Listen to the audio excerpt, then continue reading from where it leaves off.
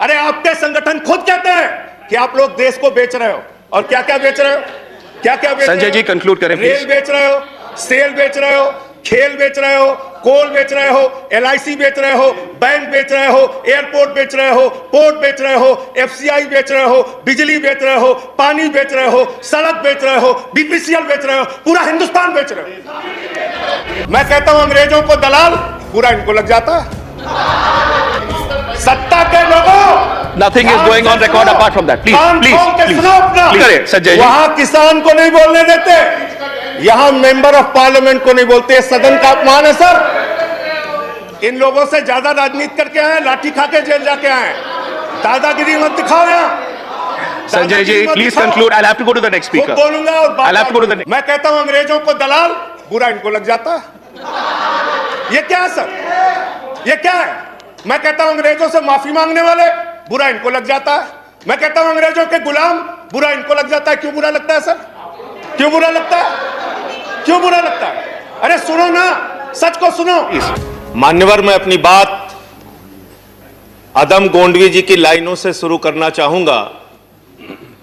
जो डलहौजी न कर सका वो ये हुक्काम कर देंगे, जो डलहौजी न कर सका वो ये हुक्काम कर देंगे, और कमीशन दे दो तो हिंदुस्तान को नीलाम कर देंगे। ये बजट हिंदुस्तान को नीलाम करने का, देश को बेचने का, देश की संपत्तियों को बेचने का बजट है मान्यवर। और ये बात मैं क्यों कह रहा हूं मान्यवर?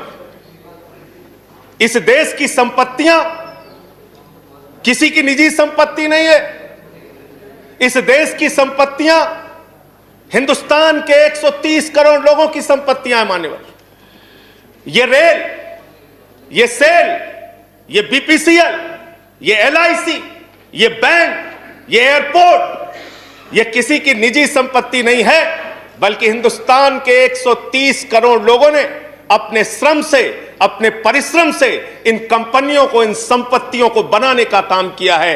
वो लोग सपूत कहलाते हैं जो संपत्तियों को बढ़ाते हैं, वो लोग कपूत कहलाते हैं जो संपत्तियों को बेचने का काम करते हैं।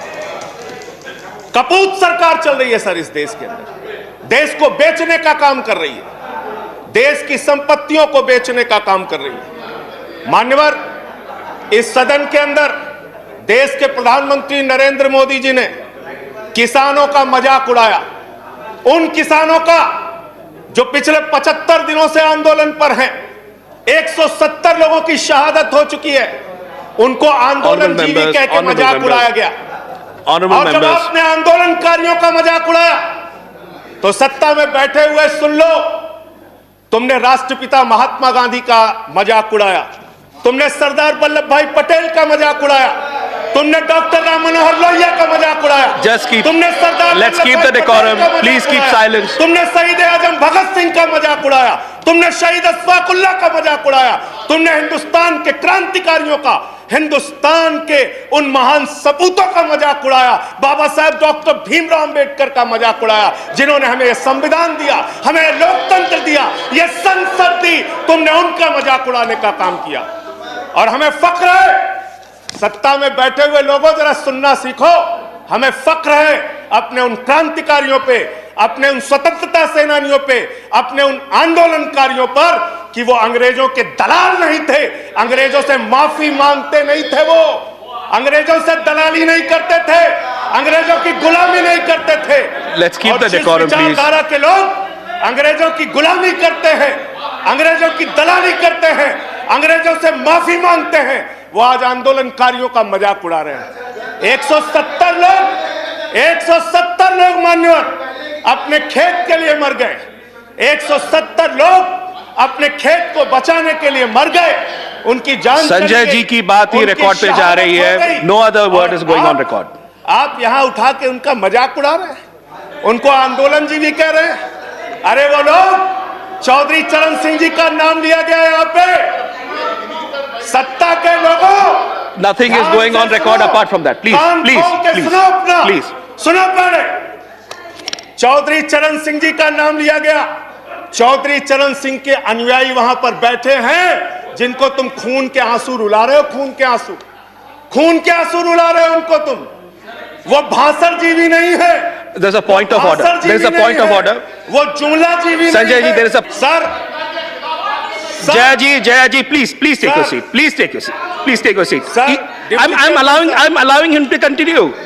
I'm allowing him to continue. Sir. Please, Sanjay ji continue. Deputy chairman sir, Sanjay ji continue. Sir मुझे समझ में नहीं आता सर, मैं बहुत परेशान हो जाता हूं। मैं कहता हूं अंग्रेजों को दलाल, बुरा इनको लग जाता है। ये क्या है सर? ये क्या है? मैं कहता हूं अंग्रेजों से माफी मांगने वाले, बुरा इनको लग जाता है। मैं कहता हूं अंग्रेजों के गुलाम, बुरा इनको लग जाता है। क्यों बुरा लगता है सर? क्यों बुरा लगता है? क्यों बुरा लगता है? अरे सुनो ना, सच को सुनो। यहां पे कहा गया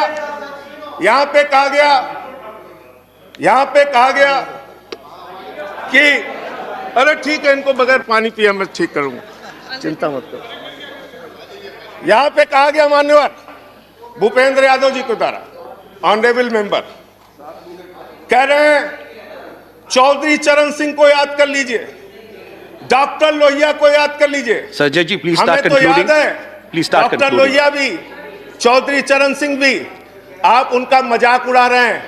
उन्होंने आंदोलन से इस देश को आजाद कराया, हमें संविधान दिया, हमें संसद दी, हमें लोकतंत्र दिया, हमें यहां बोलने की आजादी दी। यहां पे प्रधानमंत्री जी अगर आए हैं तो उन्हीं लोगों के बलिदान की बदौलत आए हैं। Sanjay ji, please conclude. संजय जी, बदौलत आए हैं। Please conclude. इतना योर तो टाइम याद इज ओवर। कर लो, कंक्लूड कर रहा हूं सर, इतना तो याद कर लो। इसीलिए बीएमएस, भारतीय मजदूर संघ जो आपका है, आपने चौधरी चरण सिंह को कोट किया, आप बीएमएस को पढ़िए, आप स्वदेशी जागरण मंच को पढ़िए। अरे आपके संगठन खुद कहते हैं कि आप लोग देश को बेच रहे हो। और क्या क्या बेच रहे हो? क्या क्या बेच रहे हो? संजय जी कंक्लूड करें रेल प्लीज। बेच रहे हो, सेल बेच रहे हो, खेल बेच रहे हो, कोल बेच रहे हो, एलआईसी बेच रहे हो, बैंक बेच रहे हो, एयरपोर्ट बेच रहे हो, पोर्ट बेच रहे हो, एफसीआई बेच रहे हो, बिजली बेच रहे हो, पानी बेच रहे हो, सड़क बेच रहे हो, बीपीसीएल बेच रहे हो, पूरा हिंदुस्तान बेच रहे हो। Sanjay ji, time is over. Conclude करें। पूरा 30 हिंदुस्तान seconds. बेच दिया। Please conclude. I have to go to the next speaker. ये बोलने नहीं देते, आप कंक्लूड करें संजय जी। वहां किसान को नहीं बोलने देते, यहां मेंबर ऑफ पार्लियामेंट को नहीं बोलते। सदन का अपमान है सर। हम लोग कोई बच्चे नहीं हैं, इन लोगों से ज्यादा राजनीति करके आए, लाठी खा के जेल जाके आए। दादागिरी मत दिखाओ यहां। Sanjay ji, please conclude. I have to go to the next speaker. बोलूंगा और I have to go to the next. धन्यवाद। Thank you. तो दोस्तों, आपने देखा कि किस प्रकार से राज्यसभा सांसद माननीय संजय सिंह राज्यसभा में रेलवे के निजीकरण और भी जो सरकारी संस्थाएं हैं उनके निजीकरण को लेकर के सरकार पे तीखा हमला किए हैं। दोस्तों, इतना ही नहीं, जो माननीय सांसद संजय सिंह है वह कर्मचारियों की प्रमुख मुद्दा को लेकर के भी संसद में उठाते रहते हैं। दोस्तों, इससे पहले भी वह कर्मचारियों की सबसे महत्वपूर्ण मुद्दा पुरानी पेंशन की मुद्दा को भी संसद भवन में पूर्ण जोर तरीके से उठाया था। इससे पहले भी दोस्तों ट्रैक मेंटेनर की मुद्दा को भी वे संसद भवन में उठाया था कि ट्रैक मेंटेनर को जो उनकी ड्यूटी के दौरान उनकी जानें चली जाती है, ट्रेन से कट जाते हैं, तो उनको लेकर के सरकार कोई अच्छा उनको सेफ्टी का उपकरण रक्षक डिवाइस दे। और भी बहुत सारी पहलुओं पे दोस्तों रेलवे कर्मचारियों हो और भी केंद्रीय कर्मचारियों, सभी प्रकार की समस्याओं को माननीय संजय सिंह सरकार के पास उठाते रहते हैं और सरकार पे विपक्ष की ओर से अपनी तीखा हमला करते रहते हैं। दोस्तों 2-3 सांसद मेरी नज़र में ऐसे हैं, जैसे मनोज झा जी हो गया, संजय सिंह हो गया, पप्पू यादव हो गया, बंगाल से एक सांसद सियानी घोष हो गया। ऐसे सांसद हैं जिन्होंने विपक्ष में अपनी आवाज़ को मजबूती प्रदान किए है और ये लोग पूरी तरह से जो कर्मचारियों हैं उनकी मुद्दा को और देश की जनमानस की मुद्दा को ये संसद भवन में पुरजोर तरीके से उठाते हैं और विपक्ष की अपनी रोल निभाते हैं। दोस्तों, संजय सिंह ने यह बताया कि हम पुरानी पेंशन को लेकर के जो अभी जंतर मंतर पे प्रदर्शन हो, दोस्तों माननीय संजय सिंह ने बताया है कि जो पुरानी पेंशन को लेकर के जो जंतर मंतर पे प्रदर्शन हो रहा है उसमें भी वे